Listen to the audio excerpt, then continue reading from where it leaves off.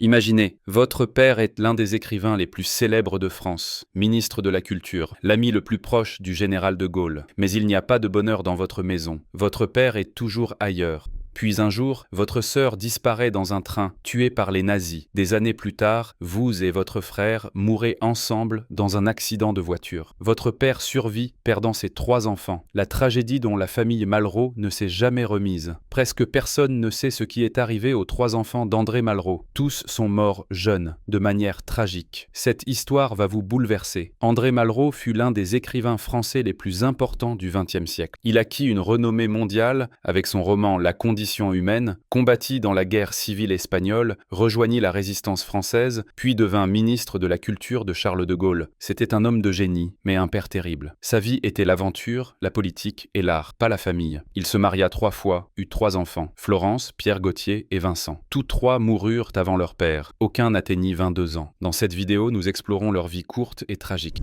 Florence Malraux, née le 25 mars 1933 à Paris. C'était la première enfant d'André Malraux, de son premier mariage avec Clara Goldschmidt. À l'époque, André était jeune, 32 ans, écrivain ambitieux. Il avait vécu des aventures en Chine, au Cambodge, fait des fouilles archéologiques et gagnait maintenant sa renommée d'écrivain. La condition humaine venait d'être publiée, avec un grand succès. Florence était une belle petite fille intelligente et joyeuse. Cheveux blonds, yeux bleus, un sourire doux. Son père l'aimait, vraiment. Mais il était toujours absent. Tournées littéraires, conférences, voyages. Florence demandait à sa mère « Quand papa va-t-il venir ?» Clara répondait « Bientôt ma chérie, ton père fait des choses très importantes. » Florence demandait « Plus importantes que moi ?» Clara ne pouvait pas répondre. La petite Florence voulait tant voir son père. Elle attendait à la porte demandant « Va-t-il venir aujourd'hui ?» Parfois il venait, apportait des cadeaux, prenait Florence dans ses bras, l'embrassait. Ces moments étaient tout pour Florence. Mais ensuite son père disait « Je dois partir maintenant ma chérie, j'ai une réunion importante. » Florence pleurait. « Mais tu viens juste d'arriver. » Mais André partait. En 1936, ses parents divorcèrent. André avait commencé une relation avec une autre femme, Josette Cloty. Clara fut dévastée, Florence confuse. « Pourquoi papa est-il parti ? Ai-je fait quelque chose de mal ?» demandait-elle. Clara répondait « Non ma chérie, tu n'as rien fait, c'est une affaire d'adulte. » Mais Florence se sentait coupable. Florence vécut avec sa mère, son père lui rendait visite occasionnellement. Mais ce n'était plus papa, c'était comme un visiteur. Quand il venait, Florence était excitée mais aussi craintive. « Se souvient-il de moi ? M'aime-t-il encore ?» se demandait-elle. André venait, disait « Bonjour Florence, tu as grandi ?» donnait un cadeau, restait 1 heure, puis partait. Florence regardait par la fenêtre, observait son père s'éloigner, retenait ses larmes. À l'école, ses amis demandaient « Ton père n'est-il pas un écrivain célèbre ?» Florence répondait « Oui, tu as tellement de chance », disait-elle. Florence souriait, mais pensait « Je n'ai pas de chance, papa n'est jamais là ». En 1940, l'Allemagne envahit la France. L'ère nazie commença. Clara et Florence étaient juives, c'était très dangereux. Des soldats nazis dans les rues, la peur partout. Clara essaya de protéger sa fille. Elle ne sortait pas beaucoup, se cachait, gardait un profil bas. En 1940, l'Allemagne envahit la France. L'ère nazie commença. Clara et Florence étaient juives, c'était très dangereux. Elles se cachèrent, vécurent dans la peur, mais elles survécurent. Quand la guerre se termina, Florence avait 12 ans, traumatisée mais vivante. Après la guerre, Florence grandit, mais son père était toujours absent. André avait construit une nouvelle vie, s'était remarié après la mort de Josette. Quand il perdit Pierre et Vincent en 1961, Florence voulut le soutenir. Mais André l'ignora. « Toi, tu es vivante, eux non », dit-il froidement. Florence fut anéantie. Jeune, Florence s'intéressa au cinéma. Elle voulait devenir réalisatrice, mais c'était un domaine difficile pour les femmes à l'époque. Elle commença comme assistante. Elle travailla sur Jules et Jim de François Truffaut en 1961, mais son nom n'apparut même pas au générique. Elle obtenait des opportunités parce qu'elle était la fille d'André Malraux, mais en même temps, elle était écrasée par cette ombre. En 1960, Florence prit une décision courageuse. Elle signa le manifeste des 121 contre la guerre d'Algérie. Ce manifeste défendait le droit des soldats français de refuser la guerre. C'était un énorme scandale, car son père André était alors ministre de la Culture de Gaulle, au sein du gouvernement. André se mit en colère. Il appela sa fille. « Qu'est-ce que tu crois faire ? Essaies-tu de me ruiner ?» Florence répondit « Non papa, j'écoute ma conscience. Pendant des années tu as parlé de liberté, maintenant je me bats pour elle. » André répliqua « Tu ne te battes pas, tu te rebelles. » Florence dit « Peut-être, mais au moins je me bats pour quelque chose. Toi, tu ne te bats que pour le pouvoir. » Après cette conversation, ils se brouillèrent. André ne parla pas à sa fille pendant des années. Il ne l'invite pas aux réunions, aux événements, comme si sa fille n'existait pas. En 1976, André Malraux mourut. Florence était aux funérailles, mais ne pleura pas. Ses amis demandèrent « N'es-tu pas triste ?» Florence répondit « Je suis triste, mais pas pour qui j'ai perdu. Je suis triste pour le père que je n'ai jamais eu. Cet homme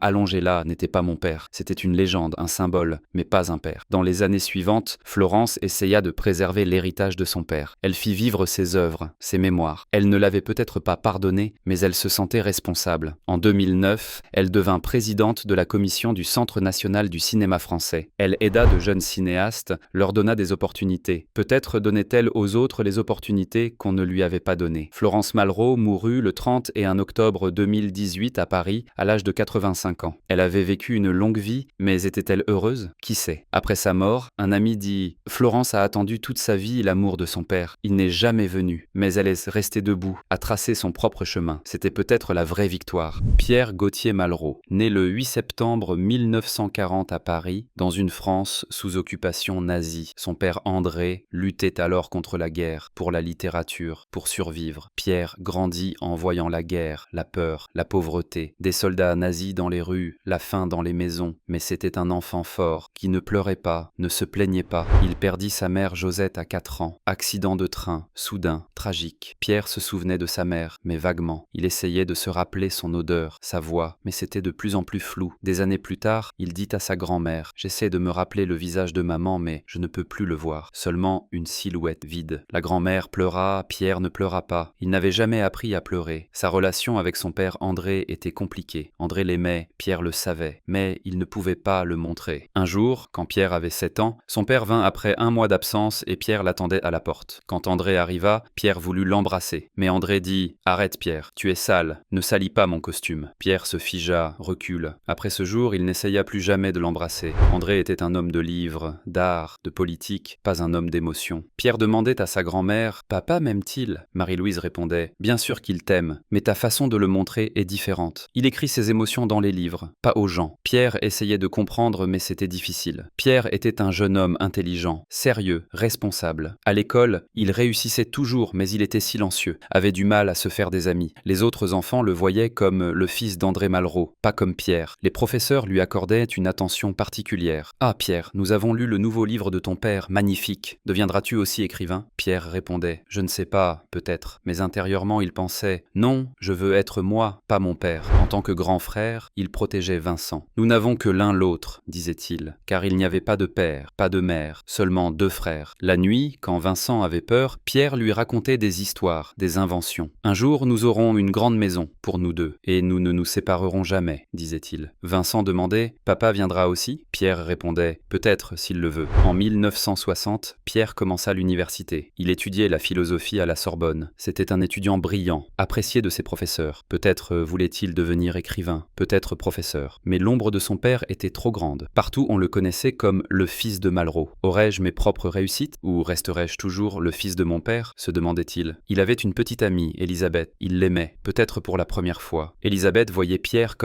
pas comme le fils de Malraux. Elle lui disait « Je suis fière de toi, tu es merveilleux ». Pierre lui avait dit « Pour la première fois, je sens que j'ai un avenir avec toi ». Il prévoyait de se marier en mai 1960 et peut-être à la fin de l'été. Mais le destin avait d'autres plans. Le 23 mai 1961, cette nuit maudite, Pierre était au volant, Vincent à ses côtés. Quels furent ses derniers mots, ses dernières pensées? Nous ne savons pas. Peut-être pensa-t-il à Elisabeth, peut-être à l'avenir, peut-être à rien. Une seconde, un choc, et ce fut fini. Pierre avait 21 ans. Il n'avait pas terminé l'université, ne s'était pas marié avec Elisabeth, n'avait pas eu d'enfant. Il n'avait pas écrit le livre qu'il projetait. Rien n'était achevé. Seulement une voiture, un arbre, une mort. Elisabeth s'effondra aux funérailles, criant en pleurant « Pierre, reviens, nous allions nous marier !» Personne ne put la consoler. André la regarda, les yeux vides, puis il se retourna et partit, incapable de montrer ses émotions, encore une fois. Après les funérailles, André alla dans la chambre de Pierre. Tout était comme avant, des livres, des cahiers, une photo, Pierre et Vincent riant ensemble. André prit la photo, la regarda, puis il s'effondra par terre et, peut-être pour la première fois de sa vie, pleura sans retenue. « Mon fils, pardonne-moi, je n'ai jamais été là pour toi. Maintenant c'est trop tard. »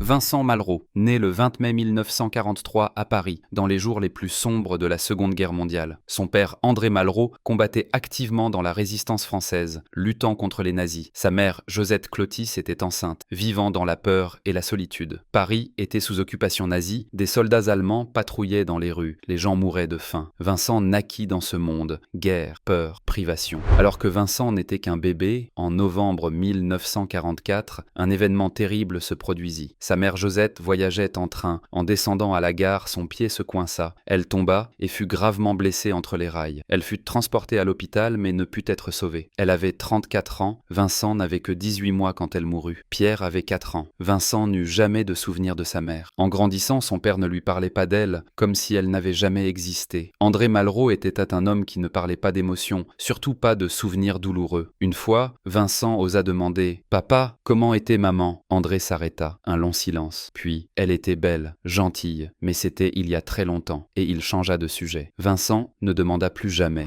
Les deux frères, Pierre et Vincent, grandirent chez leur arrière-grand-mère Marie-Louise Godard. La grand-mère essayait de leur donner de l'amour, de combler l'absence des parents, mais elle ne pouvait pas faire grand-chose. Les enfants avaient besoin d'un père, d'une mère. André ne venait qu'une fois, peut-être 2 fois par mois. Il apportait des cadeaux, mais il n'apportait pas lui-même, pas son temps. En grandissant, Vincent resta dans l'ombre de son frère aîné. Pierre était plus âgé, plus mûr, plus déterminé. Pierre prenait son rôle de grand frère au sérieux. Vincent était plus joueur, plus enfantin, plus libre, mais ils étaient très proches, presque inséparables. La nuit, ils dormaient dans la même chambre, dans le même lit superposé, se racontant des histoires. Quand leur père venait, Vincent était excité. Il courait vers la porte. « Papa !» Mais André était généralement fatigué, distrait. « Bonjour Vincent, tu as grandi ?» disait-il mécaniquement. Puis il s'asseyait, parlait avec grand-mère de politique, de livres. Vincent et Pierre écoutaient silencieusement dans leur coin, essayant d'attirer l'attention de leur père. Mais André ne les remarquait généralement même pas. Une fois, quand Vincent avait 10 ans, il était arrivé premier à l'école. Il avait reçu un diplôme, il était très fier. Quand son père vint cette semaine-là, Vincent dit avec enthousiasme « Papa, regarde ce que j'ai eu » et montra le diplôme. André regarda. « Bravo, tu as bien travaillé » dit-il, et lui rendit le diplôme. Vincent posa le diplôme par terre, alla dans sa chambre et pleura silencieusement. Quand Pierre le trouva, « Ne t'inquiète pas, notre père est comme ça, il nous aime, mais ne peut pas le montrer. » Vincent demande « Pourquoi ne peut-il pas le montrer? Est-ce si difficile ?» Pierre ne put répondre.